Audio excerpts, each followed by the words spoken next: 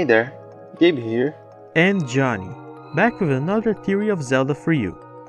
A long time ago, when the people fought wars over the Triforce, a group of interlopers who excelled in magic emerged and got close to obtaining it.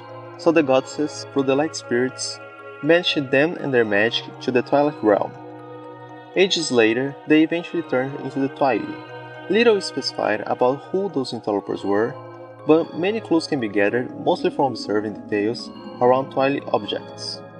Starting with the titular character from the game they appear, Midna, the Twilight Princess, goes about the whole adventure transformed into an imp-like creature by the usurper King Zant. While in this form, she's always wearing a piece of the Fused Shadow, an ancient magical artifact created by her ancestors, the Interlopers. Some eye-like designs, not unlike the famous Sheikah symbol, can be seen on the back of the mask, on her clothes at the ending, around the Twilight Palace, on Zant's sleeves, behind the royal throne, and in the Scimitar of Twilight that Zant used to reanimate the boss Stylord. Not to mention both Sheikah and Twilight are frequently described as the Shadow Folk. Still looking at their attires, it is quite visible in the front of Zant's robes an stylized Gerudo symbol, and the not so obvious red, white, and blue pattern similar to the ones on Ganondorf's outfits in Ocarina of Time and Twilight Princess. Note that Zant has used them since before knowing about his existence.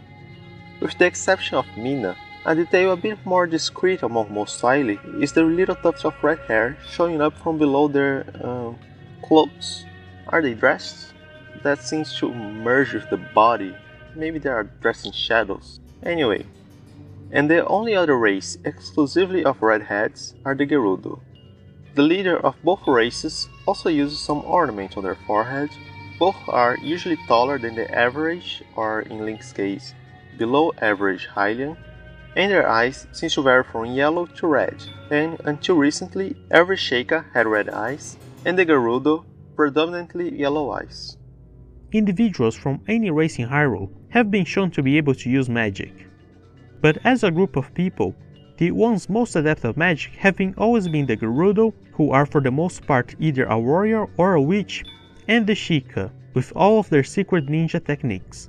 The Interlopers were never mentioned to be a specific race, just a group of people who coveted the Triforce, so it could easily have been factions of both tribes who joined forces to accomplish the same goal.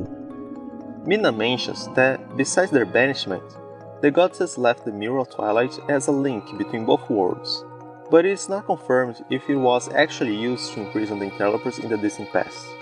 The only times we actually know of its usage is when Auro tells Link that it was used as a means to execute prisoners in the Arbiter's grounds. Later, it was used in a hurry as a desperate measure to get rid of Ganondorf after the Triforce of Power in his possession prevented his execution by sword. So perhaps, being Ganondorf, he would be granted a special treatment that failed miserably. And Link going back and forth between the Arbiter's grounds and the Twilight Palace as he pleases. I don't think the Interlopers would have been sent in the exact same manner though, even if it was by the mirror, as when Ganondorf was sent, he didn't just appear on the other side, but his whole being was scattered around the Twilight Realm, and he spent a long time gathering strength, until he fueled himself on Zant's anger and apparently even used his body as a vessel to be able to return to his former self. This could be due to an abrupt event that led to his passage through the mirror, but as it was used as means of execution and not merely banishment, and we don't see any known Twilight on the other side as well, implies that either they are very quickly transformed into Twilight, or any normal being that arrives basically disintegrated on the Twilight Realm, which is more likely, as overall, the Twilight aren't really trying to get revenge on the Light Realm, it's mostly just Zant. And the fact that Link is put back together at the other side is probably because of Midna's magic, as it doesn't seem that different from the teleports used around the world. Might I add that the shadow beasts that arrive from the portals drop in one piece once the portal is in place. Now Midna always defragments and refragments Link when teleporting him. About when the Interlopers were cast away, we can have an educated guess. In the prequel of every other game so far, Skyward Sword, the Sheikah already exist, but there's still no Gerudo around, as it seems the entire surviving human population, besides Impa, is living in the outcrop of floating land that is Skyloft. Somewhere in the future, a branch of Hylians evolved into the mostly female race of the Gerudo. So the so-called Interloper War probably happened before the trait became a part of their genes. But that's about as much as we can go into their origins without too much guesswork, as it was all based on information provided in the game. But we can go a little further with some speculations. One ornament that got my attention is the two serpent-like creatures on the forehead of the fused shadow. It's a motif frequently repeated across many Twilight decoration and seems to have some deeper meaning to their culture. You can also see them on the Shadow Beast's faces and Zent's bodyguards. In Zent's shoulder armor, on the back of Midden's robes, around the Twilight throne room, behind the Mirror of Twilight, and on the sides of the Scimitar of Twilight. Sometimes they look more like two dragons, other times they're not too far from simple earthworms.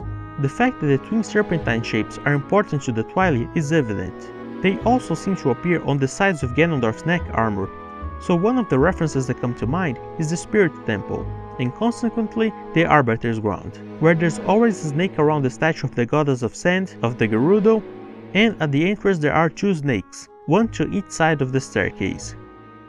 But what really jumped to mind since the beginning were the twin mold from Majora's Mask.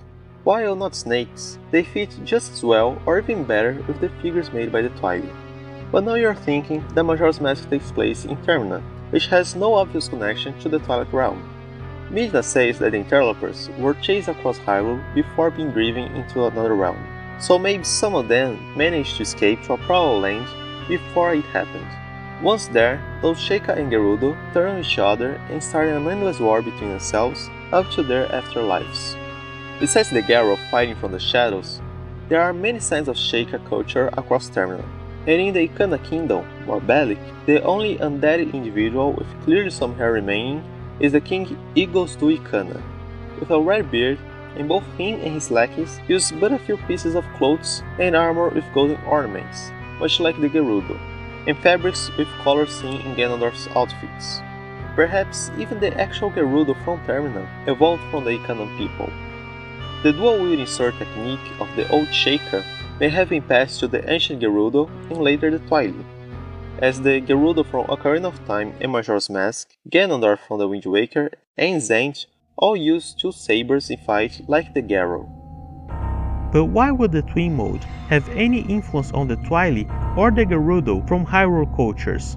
You see, every boss in Majora's Mask and most Zeldas is in a dead-end room at the end of the dungeon, not twin mode. To fight it, you must flip the whole dungeon upside down and enter through a portal on the ground that was the ceiling, on a room you already passed by before, and you are then transported to a gigantic desert that doesn't even seem to be in Ikana anymore. Yes, Ikana is somewhat arid, but it's a mountainous region of dirt and rocks, not even close to a sandy desert of any sort. It has already been theorized that it could be a passage to the haunted wastelands in the Gerudo Desert.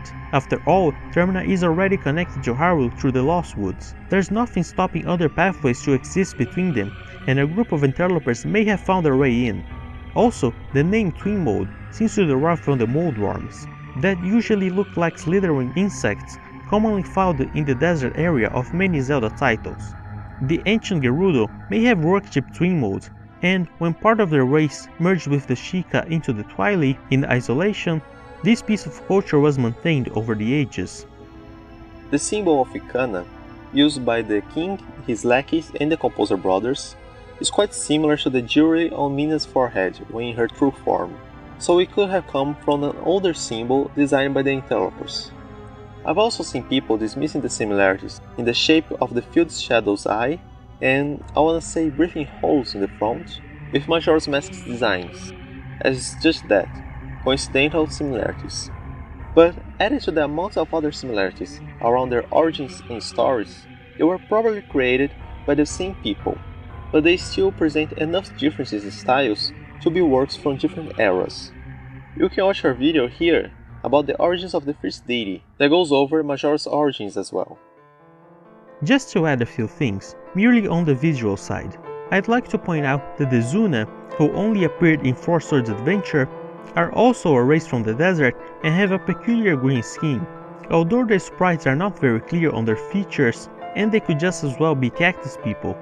They only appear in this game, so we don't know much about them, besides that their ancestors built the pyramid that houses Ganon's trident, and they don't seem too bright.